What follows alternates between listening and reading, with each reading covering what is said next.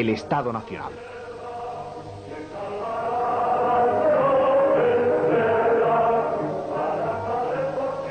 Estamos ante un Estado antiestado, desnacionalizado y antinacional.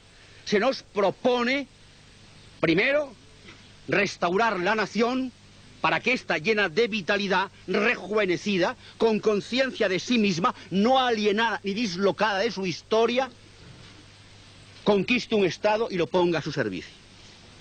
El lema, por consiguiente, y la conclusión de esta charla sería: misión encomendada a los españoles militantes, a los que son españoles no por nacimiento, sino por vocación, profesión y oficio.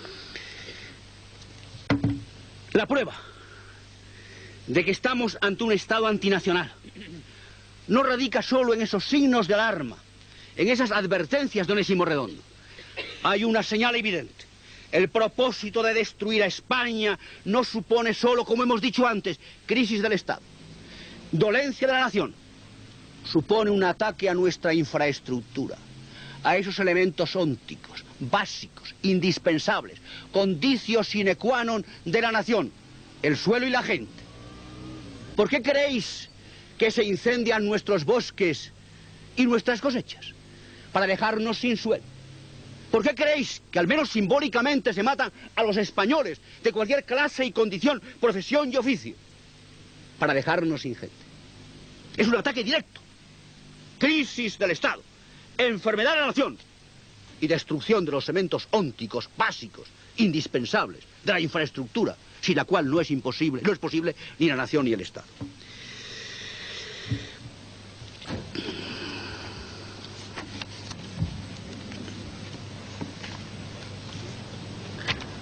Nosotros, tratando de construir un Estado nacional, hemos de ser implacables, intolerantes, intransigentes contra aquellos que de una forma o de otra pretenden dejarnos sin suelo y sin gente.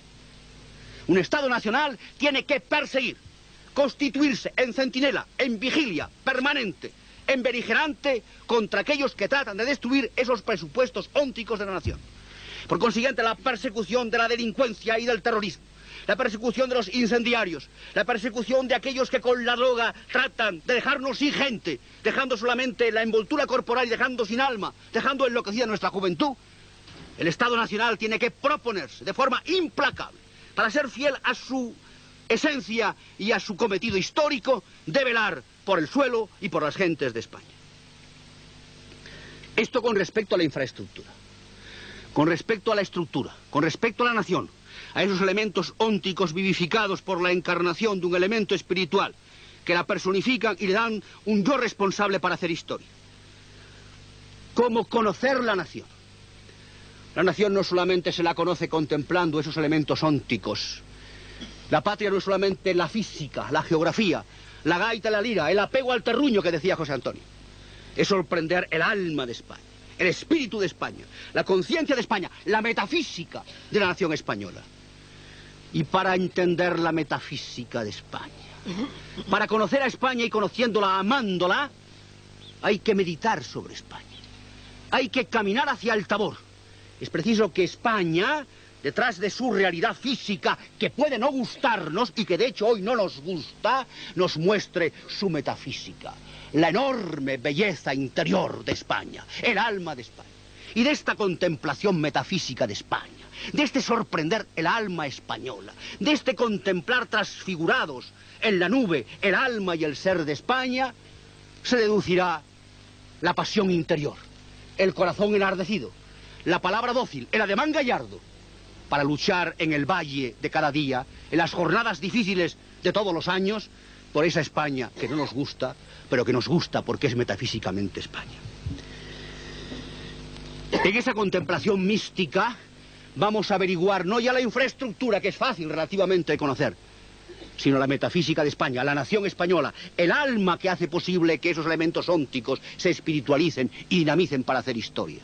Y descubriremos que España es una unidad, la unidad es la clave del éxito, es una unidad de historia en el pasado, es una unidad de convivencia en el presente, es una unidad de destino en lo universal de cara al futuro.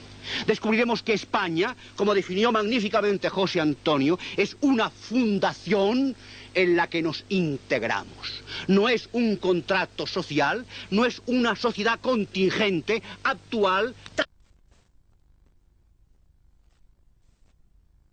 y de forma accidental. Descubriremos que España no es la multitud que se reúne en un momento para depositar sus votos en unas elecciones. Esta nación, España, a la que hemos contemplado en este tabor, donde se nos transfigura y se nos presenta tal y como es, donde nos descubre su rostro interior, no basta. Hay que conquistar también la superestructura, el Estado. ¿Cuándo podemos decir que hay un Estado? Cuando el Estado goza de soberanía. Siempre se habla de un Estado soberano. Y un Estado es soberano, tiene soberanía, porque como dice la palabra, está sobre todo. Soberano es estar sobre todo. Estar dotado de dos cualidades que es permanencia, plenitud e independencia. Estos son los atributos, según Víctor Pradera, de la soberanía y por consiguiente de la soberanía del Estado. Lo que sucede, y esto es muy importante, que el Estado no es soberano de por sí. El Estado es soberano, pero la soberanía del Estado le viene por derivación. Y aquí es donde hay algo importante que subrayar y también que recordar. Porque las diferencias entre los estados, las diferencias entre los regímenes políticos, no están en que se discuta que el Estado es soberano. Está en que se discute de dónde procede la soberanía que por derivación tiene el Estado. Aquí es donde empiezan no los matices, sino los contrastes agudos, diferenciadores y antagónicos entre un Estado y otro. Para perfilar exactamente lo que es el Estado Nacional, que después vamos a perfilar enumerando sus características, conviene por contraste que veamos que el Estado liberal, ese Estado liberal soberano, cuya soberanía dimana del pueblo, está llamado a aniquilarse a sí mismo. Porque ser Estado y ser liberal es una contradictio in terminis, es crear una institución contra natura. El Estado liberal descansa en un fallo tremendo, y es que el liberalismo no cree en la existencia de una verdad política. No hay verdades en política, hay a lo sumo presunciones de verdad, y las presunciones de verdad son simplemente opiniones. Por eso un régimen liberal, un Estado liberal, no trata de servir a la verdad que conoce y en la que cree, sino de conciliar opiniones, la opinión de los unos, la opinión de los otros, con fórmulas conciliatorias. El Estado liberal es una discusión permanente. Es la burguesía puesta a discutir permanentemente en los escaños de un parlamento. Por eso, liberalismo se confunde en la práctica con parlamentarismo. La institución esencial de un régimen liberal es el parlamento, el lugar donde se habla, de hablar, de parlamento. El lugar donde se discute, la dialéctica permanente, olvidando que en política, como en todas las cosas humanas, obras son amores y no buenas razones. Por otra parte, el liberalismo produce, precisamente por el intento de conciliar opiniones y por no tener verdades políticas a las que servir y en las que no cree, por supuesto, produce un escepticismo permanente en el pueblo. El escepticismo va calando en las capas populares. Cuando se discute en un parlamento, el pueblo ya no sabe si realmente hay una contradicción fundamental entre la verdad y la mentira, entre lo justo y lo injusto, entre lo honesto y lo deshonesto. No lo sabe. Llega un momento en que cree que no son términos contradictorios, sino que son simplemente formas distintas de contemplar una misma cosa. Y acaba en el escepticismo que priva a los hombres y a los pueblos del valor para defender las causas nobles y justas, la verdad en la que se cree. Por eso el liberalismo en el Parlamento necesita forzosamente una opinión, una presunción de verdad de derecha, una opinión, una presunción de verdad de izquierdas y una opinión conciliatoria de centro. Y tenéis el ejemplo bien claro en el Congreso español actual. Una fórmula antidivorcista, otra divorcista. Bueno, pues el centro se encarga de buscar la fórmula ecléctica y equilibrada del piccolo divorcio, de un divorcio menor por unas cuantas causas taxativamente fijadas en la ley. Se discute si la Guardia Civil es militar o es civil y se forma una fórmula confusa, una redacción confusa en la que el pueblo no sabe, ni siquiera la propia Guardia Civil, si es civil o si es militar. Finalmente se habla de nación y de naciones, de la nación española por una parte y de los entes regionales que se llaman naciones, y entonces se busca la fórmula imprecisa, conturbadora, del Estado, de las autonomías, de la nación de nacionalidades. Es la misión. Como no se cree en nada, se trata de conciliar en lo posible las opiniones de todos, aunque las opiniones de todos estén alejadas de la verdad.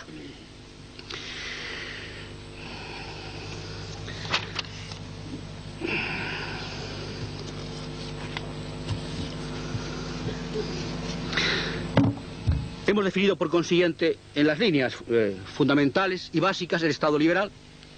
El Estado marxista es un Estado soberano. La soberanía dimana no del pueblo, sino de la clase que se llama el proletariado. Pero el Estado marxista no puede nunca, nunca, estar al servicio de la nación, si es fiel a sí mismo. Porque Marx y Engels, en el manifiesto comunista, afirman que los proletarios no tienen patria. Luego, si los proletarios no tienen patria, es evidente que el Estado marxista no puede servir a la nación. El Estado marxista está al servicio de la subversión mundial. El Estado marxista no cree en la patria. El Estado marxista no cree en las naciones. Este fenómeno de los micronacionalismos separatistas es un fenómeno importado, mejor dicho, importado por nosotros y exportado desde Rusia para terminar con las auténticas naciones históricas. Nosotros como partido... El Estado marxista, por eso mismo, es un Estado totalitario que monopoliza tres cosas fundamentales. Monopoliza la riqueza. El Estado marxista es dueño de todo. Más que el Estado, el partido. Más que el partido, los dirigentes del partido.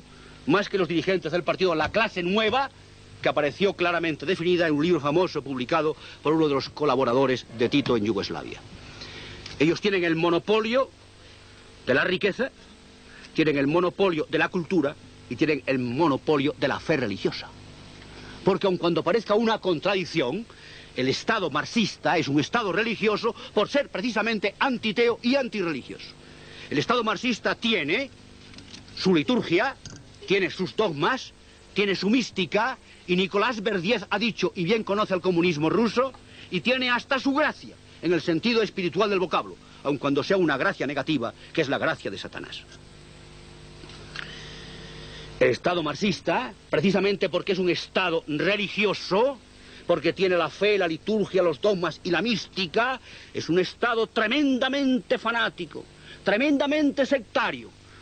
Por eso los que no participan de esa fe, los que se separan de esa fe, los que se distancian de esa fe, los que se oponen a esa fe oficial, son eliminados o son reducidos a los guetos, como los judíos en la Edad Media, aparte, en esos archipiélagos gulag, de que todos sabemos a través de los que han podido escapar de las prisiones rusas y de las prisiones de los países soviéticos. Y frente a esto, ¿qué es el Estado nacional? El Estado que nosotros queremos configurar conquistándolo primero. Es un Estado en el que los hombres que lo rigen creen en la existencia de una verdad política, no en las opiniones, sino en una verdad política. Hay una serie de principios inconmovibles, fundamentales, cimiento sólido de la comunidad política. Y ese Estado conoce esos principios y trata de servir esos principios dentro de la lealtad, de la permanencia inherente a toda empresa humana. Esa verdad política, que son los principios fundamentales e inamovibles para la subsistencia de la comunidad, quedaron enumerados en la Ley de Principios Fundamentales que fueron derogados por la Constitución vigente. Los hombres del Estado Nacional creen no solo en la verdad política, sino creen en la existencia de una verdad social que viene definida históricamente. La sociedad española se ha configurado históricamente de una forma distinta de la configuración histórica de otras naciones. Y además cree que la sociedad tal como está constituida tiene elementos que son inherentes a las exigencias del derecho natural público. Cree por consiguiente en una sociedad viva, jerarquizada y libre. El hombre que sirve y pretende configurar el Estado nuevo cree en la existencia de una verdad religiosa y de una verdad moral, que demanda por consiguiente una conducta ética de los hombres que hacen la política. No se puede afirmar, como se ha hecho en el Congreso, que no existen criterios morales para el quehacer político. La ética y la moral obligan personalmente, obliga a la familia, obliga a las instituciones y obliga al Estado.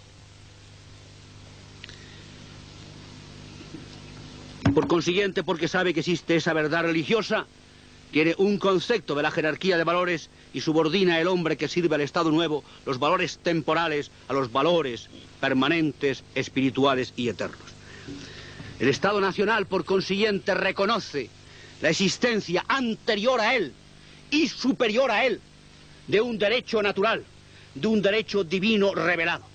El hombre que sirve al Estado nuevo sabe que la ley no es una categoría de voluntad, sino que es un ente de razón que trata de hacer derecho positivo lo que es derecho natural y derecho divino revelado. Por consiguiente, el Estado nacional es el auténtico Estado de Derecho, no del derecho elaborado por un parlamento y que es fruto de una conciliación arbitral de opiniones que no sirven a la verdad, sino que es un Estado de Derecho porque su derecho positivo se acomoda y refleja en lo posible humanamente ese derecho natural y ese derecho divino revelado. El auténtico Estado de Derecho es por consiguiente el Estado que sirve al derecho natural y no el Estado de Derecho liberal que sirve el ordenamiento positivo elaborado en un parlamento. El Estado nacional hace del hombre, como decía con frase gráfica y permanente José Antonio, el eje del sistema. El Estado nacional no permanece impasible ante el juego de la lucha económica. Por una razón, porque está al servicio del hombre y porque está al servicio de los intereses nacionales.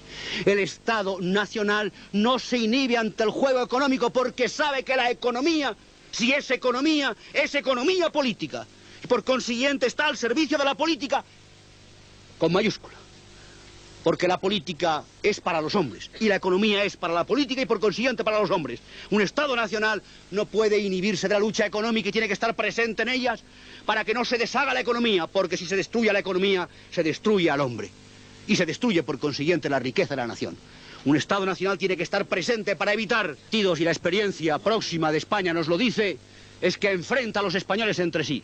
Es que hace discurrir las energías nacionales en los enfrentamientos intestinos, en vez de canalizarle la función creadora de engrandecimiento de la patria. Y no cree en los sindicatos horizontales y de clase, porque no hacen más que servir, no ya a los odios entre los españoles, sino intereses foráneos a través de lo que se llaman las internacionales marxistas. El Estado nacional sabe que es necesario un quehacer político y busca el respaldo político y popular en la existencia de un movimiento donde hay contraste de pareceres, por supuesto, porque la unidad no puede confundirse con la uniformidad, pero por otra parte sabe también que la diversidad no puede identificarse con la dispersión. Por consiguiente, en esa unidad inquebrantable sobre esas verdades, la política y la social y la religiosa, caben contrastes de pareceres, pero que naturalmente son contrastes que van en busca de la verdad, porque sabemos que esa verdad existe y porque creemos en ella. Y nada que disuene de esa verdad puede ser admisible dentro del movimiento político nacional. El Estado nacional arranca de la tradición, porque la tradición ha ido moldeando, ha ido labrando, ha ido configurando el alma del ser colectivo de España. Esa tradición nos da nuestros perfiles, que nos identifican a través del tiempo y del espacio, lo que se llama las constantes históricas, a las cuales es preciso servir.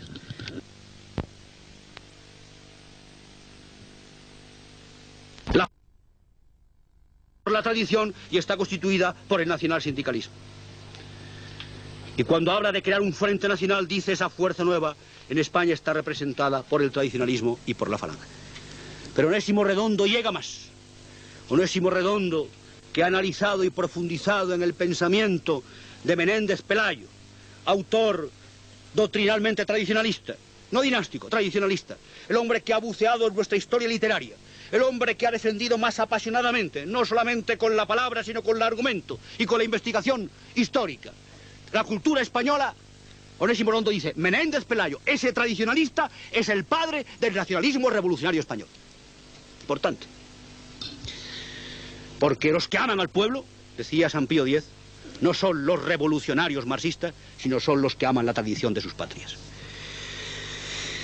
El Estado nacional no es un Estado de autonomías, no es un Estado federal, no persigue la unión moral en la figura del monarca de Estados soberanos e independientes. El Estado nacional es un Estado unitario, un Estado unitario, un Estado que respeta y estimula y debe ampliar las autonomías administrativas de los municipios y de las diputaciones, que debe reconocer la personalidad histórica de las regiones que fueron reinos, instrumentos al servicio de la reconquista del suelo español y de la restauración del Estado nacional. El Estado unitario español debe tener su administración única, descentralizada, próxima a los administrados, ágil y barata en la medida en que esto en los tiempos modernos sea posible. El Estado nacional se ordena al servicio de la nación y por consiguiente preserva el alma nacional, evitando su alienación y dislocamiento, los rasgos sustantivos de nuestra personalidad, salvaguarda en el presente la paz pública para que la unidad nacional sea unidad de convivencia entre los españoles, procura la estabilidad económica combatiendo la inflación y creando riqueza que proporciona bienestar, y salvaguarda los valores morales a que antes hicimos referencia, propugnando el desarrollo homogéneo en lo cultural y económico de las comarcas y regiones. Y fortalece sobre todo, porque aquí está el principio y fundamento, el patriotismo. No el patrioterismo de las lágrimas ante el himno nacional o la bandera, sino la resolución gallarda de defender varonilmente lo que el himno y la bandera representan, en cualquier momento, ocasión y circunstancia. Fortaleciendo el patriotismo en la escuela. La escuela debe ser un nido de creación de hombres y mujeres que amen a España. Y el taller, y los cuarteles, y las unidades de trabajo. Y debe crear confianza en el futuro, y optimismo, y alegría nacionales contagiosas, frente al pesimismo y el desmayo que suele cíclicamente invadirnos a los españoles. Y debe procurar la adhesión del pueblo, la incorporación entusiasta y apasionada del pueblo a las grandes tareas de reconstrucción de la patria y de restauración del Estado. El Estado nacional no es un Estado mimético. El Estado nacional no tiene que buscar ni en la historia ajena, ni en la doctrina foránea, ni en los símbolos extranjeros, nada, porque como decía también Onésimo Redondo, la importación de doctrina o la importación de símbolos extraños supone una injuria a la propia posibilidad del alma española de encontrar fórmulas propias para la solución de los males de la nación. El Estado nacional propugna el principio monárquico de la unidad de poder. La unidad de poder frente a la división de los poderes que produce la lucha civil permanente entre esos poderes y acaba en el Estado liberal dando la soberanía casi exclusiva al Parlamento. Y fijaos bien, el propugnar la unidad de poder no quiere decir que nosotros seamos absolutistas, porque el absolutismo no dimana de la unidad de poder, sino de la ilimitación de ese poder incontenido e incontenible. Supone el abuso constante de ese poder, el desbordamiento de ese poder, y el absolutismo puede darse en regímenes con división de poderes cuando uno, el ejecutivo o el legislativo, en este caso, por ejemplo, el Parlamento español, desbordan sus poderes ilimitadamente y ejercen una política realmente absoluta, como hoy sucede en España. El Estado nacional, que propicia el principio monárquico de la unidad de poder, sabe que este principio es compatible A, con la monarquía, como en el caso de la monarquía tradicional, católica, social y representativa. El principio monárquico es compatible con la república presidencialista. El principio monárquico es compatible con la dictadura, con el hombre de hierro que han propugnado tantos escritores españoles del siglo XIX, que a veces una nación necesita para resolver los grandes males de esa propia nación. Y finalmente con el caudillaje, que es un sistema político de vieja historia en España y que tiene el aval de los casi 40 años de régimen de Francisco Franco. El Estado nacional no hace un ídolo ni de la patria ni del Estado. El Estado nacional sabe que por encima del Estado se encuentra el hombre.